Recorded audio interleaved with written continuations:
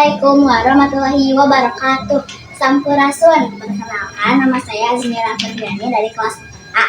Saya dari tim Selaras Salam Literasi Anaknya. Saya bersekolah di SD Siti Pasir Kecamatan Cimeneng, Kabupaten Bandung.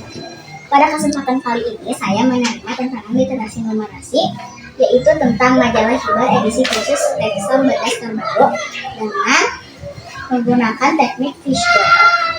Di bagian sininya ada judul, penulis, penerbit, dan jumlah halaman.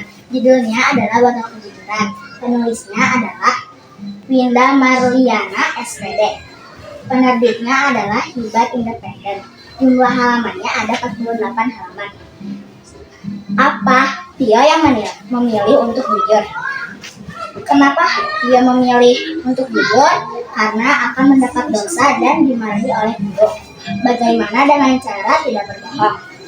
Kapan? Pagi hari. Di mana? Sekolah, rumah, dan taman.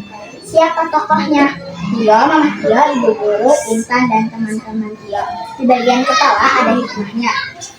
Cerita ini menceritakan bahwa jangan pernah berbohong dan lebih baik jujur. Wassalamualaikum warahmatullahi wabarakatuh. Selaras Salam Literasi Anak Yas.